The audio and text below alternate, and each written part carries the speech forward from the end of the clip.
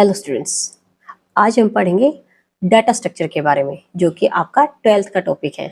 Data structure के अंदर आपकी स्टैक क्या होती है, वो आप उसको इम्प्लीमेंट कैसे करेंगे, उसके अंदर आपके पुश और पॉप ऑपरेशंस कौन से होते हैं। तो आइए सबसे पहले स्टैक होती क्या है। स्टैक क्या है आपका, ये आपके लीफो प्रिंसिपल को फॉलो करती है। लीफो का मतलब क्या है, लास्ट इन फर्स्ट आउट, यानी कि कोई एलिमेंट जो आपने लास्ट में इंसर्ट किया है उसको हम सबसे पहले निकालें, मीन्स उसका सबसे पहले पॉप आउट करें, तो उसको हम क्या बोलते हैं, स्टैक।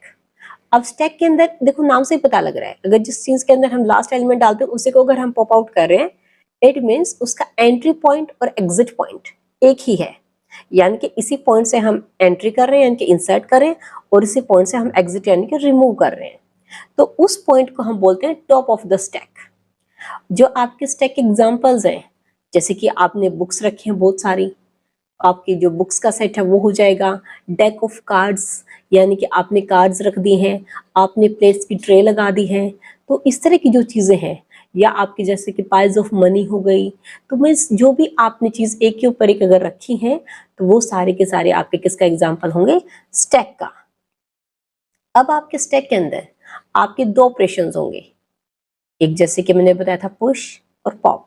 जो इंसर्शन होता है स्टैक के अंदर उसको हम बोलते हैं पुश ऑपरेशन, और जो डिलीशन होगा स्टैक के अंदर उसको हम बोलेंगे पॉप ऑपरेशन।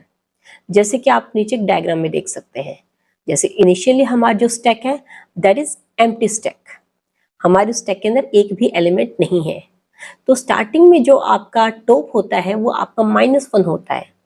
जब आप उसके अंदर फर्स्ट एलिमेंट इंसर्ट कर रहे हैं, जैसे मैंने स्टैक के अंदर सबसे पहले 1 को इंसर्ट किया, तो अब मेरी स्टैक की वैल्यू क्या हो गई है, इसके अंदर 1 एलिमेंट आ गया है, और अब आपका जो टॉप था वो अब आपका -1 से 0 पे आ गया है, यानी कि टॉप की वैल्यू 1 इंक्रीमेंट हो गई है।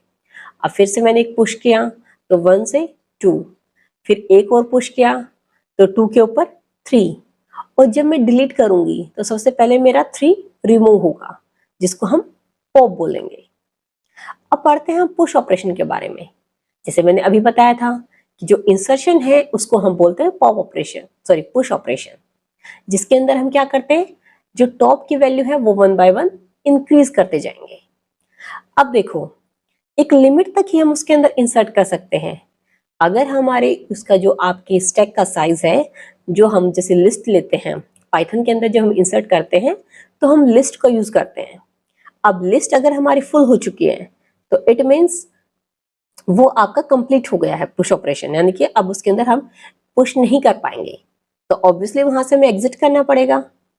तो ऐसे ही अगर उसके अंदर आपका स्पेस बाकी है तो वो क्या करता है, जो टॉप एलिमेंट है, जैसे कि देखो आप डायग्राम में देख सकते हो, टॉप पहले डी पे था, और जैसे ही उसको ये था कि पुश उसको ई इंसर्ट करना है, तो अब आपकी टॉप की वैल्यू 1 इंक्रीमेंट होकर ई के पास आ गए हैं।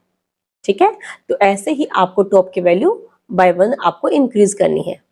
अब एल्गोरिदम देखो, आप इसका स्टार्ट करेंगे, इनिशियलाइज करेंगे टॉप को -1 के साथ, फिर न्यू एलिमेंट को इंसर्ट करेंगे और उसको टॉप को 1 बाय 1 इंक्रीज करते जाएंगे, और जो स्टैक का टॉप होगा वहां पे जो भी आपको न्यू वैल्यू इंसर्ट करनी है वो आप न्यू वैल्यू को इंसर्ट कर देंगे, और मैसेज आ जाएगा जो आपकी आइटम है या वैल्यू है जो भी आपकी इंसर्ट हो गई है, लास्ट में उसको स्टॉप कर देंगे।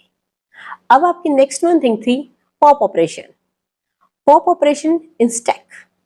अब देखो पॉप ऑपरेशन क्या होता है, जैसे मैंने अभी बताया था कि आपका पुश ऑपरेशन के अंदर क्या होगा, इंसर्शन, और पॉप ऑपरेशन में डिलीशन। उसमें अगर हमारी पुश के अंदर वैल्यू इंक्रीज हो रही थी टॉप की बाय 1, तो अब की बार हमारी टॉप की वैल्यू 1 डिक्रीज होती जाएगी। जैसे आप डायग्राम में देख सकते हैं, पहले टॉप की वैल्यू यहाँ थी, पॉप ऑपरेशन हुआ, ई से अब वो डी पे आ गई, एक वैल्यू कम हो गई, -1 डिक्रीज हुई है। अब पॉप एल्गोरिदम के अंदर भी सेम ही होगा, पहले आप चेक करेंगे कि आपका क्या है, टॉप की वैल्यू क्या है। अगर टॉप की वैल्यू -1 है it means stack is empty. अगर वो स्टेप एम्प्टी है तो उसके केस में क्या होगा, आपको सिंपली मैसेज प्रिंट कर देंगे, प्रिंट स्टैक एम्प्टी। उसने कहा ना गो टू स्टेप 3, स्टेप 3 में हमारा क्या है, print stack empty and go to step 7।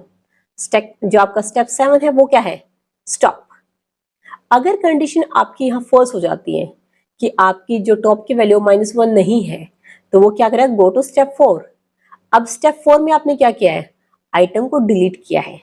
जो वैल्यू थी आपकी टॉप की उसको आपने डिलीट किया। जैसे आपका जो ई एलिमेंट था आपको उसको डिलीट करना है, तो आपने एक वर्ड ले लिया, एक वेरिएबल ले लिया जिसके अंदर आपने स्टैक टॉप की वैल्यू को इंसर्ट कर दिया। स्टैक के टॉप के जैसे आपका ई था, मैं उस ई का एग्जांपल लेके चल रही हूँ, तो ई को हमने क्या किया, स्टैक के टॉप वाले उसमें डाल दिया और उसके जो टॉप की वैल्यू उसको 1 बाय डिक्रीज कर दिया। तो ये आपका क्या होगा, आपका मैसेज आ जाएगा वही आइटम डिलीटेड या वैल्यू डिलीटेड, और लास्ट में आप उसको स्टॉप कर देंगे। तो आपके स्टैक के अंदर सिंपली क्या है कि आपको सिंपल क्या करना है, आपका जो इंसर्शन और डिलीशन पॉइंट होगा वो सिंपल एक ही रहेगा। जैसे नॉर्मल जो लेडीज हैं वो बैंगल्स पहनती हैं, बैंगल्स जो लास्ट में पहनी जाएगी उसको सबसे पहले निकाला जाएगा, ठीक है ना, यानी कि इंसर्शन पॉइंट भी एक ही है और डिलीशन पॉइंट भी एक ही है। ऐसे ही आप ट्रेज रखते हैं, प्लेट्स के ऊपर प्लेट्स, आप प्लेट के ऊपर प्लेट रख रहे हैं तो जो लास्ट में आपने प्लेट रखी है उसको सबसे पहले ही आप रिमूव करेंगे, दैट इज स्टैक।